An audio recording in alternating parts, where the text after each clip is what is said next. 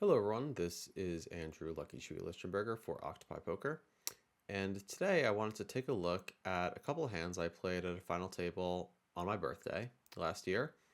And I wanted to discuss kind of the merits of intuition in relation to logical thinking. And yeah, let's just go ahead and jump in and see what comes of this fun exploration. So here it folded to the cutoff. It's a good high stakes player, Nico Coop. He opens to two big blinds, and I have ace seven off. This hand can probably three bet some of the time. I actually haven't run the simulation on this. We will soon have simulations embedded into this library of streamed live hands. But just in the moment, I really felt like this was a good spot to three bet, and it wasn't a live read. It wasn't, yeah, really anything other than just a gut feeling. And I think, having played a lot of poker, anyone can kind of acknowledge that we have these gut feelings at times. I think the goal is really, in my opinion, to truly master the game, be able to consider in tandem what are the logical components and let that framework be the guide for your intuition to run through. So in this case, I three bet and my opponent folded. A bit later, we had a very similar kind of scenario. We have one less player at the table, but my opponent opens here, and granted, he did open a little bit bigger. But for whatever reason, I just really didn't feel like this was the right time to aggress against him. And you can say like in a results oriented sense, like, yeah, it's a great fold.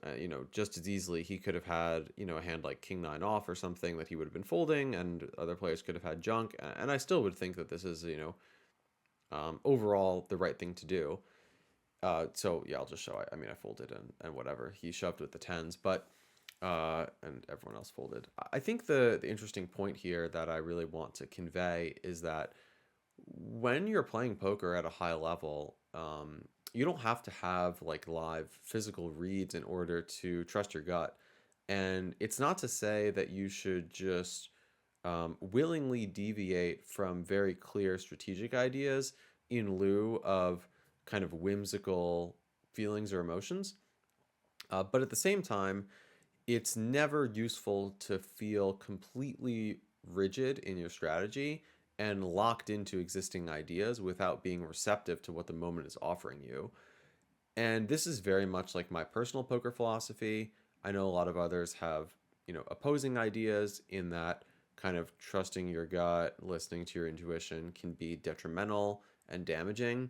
And I really don't think this approach is for everyone, but given that I have created this platform and want to teach people and help others learn how to play the game, and by virtue of what has given me success, I want to offer those same ideas. So uh, I suppose the most sort of practical and actionable plan would be to just consider when you feel like taking certain strategic decisions would work out in your favor or would work against you, and really just consider how that looks over a long time frame. And I'll be very honest that my intuition is not always dead on, but I don't think that's a flaw of intuition. I think it's a flaw of my own. And I'm self-aware enough to acknowledge that I have my own biases. I wouldn't say like tilt really per se is kind of something that seeps in and prevents from being able to clearly identify what intuition is suggesting at any given moment. But really, just not being on your game can lead to the types of thoughts that are not productive when you're really trying to be super precise about what the moment, in a way, demands or needs.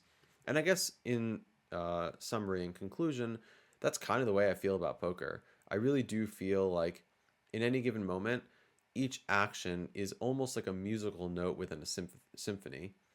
And I guess that's very on brand for me, but that is truly how I feel. And that's really how I seek to play. I feel like, sometimes something just doesn't feel right.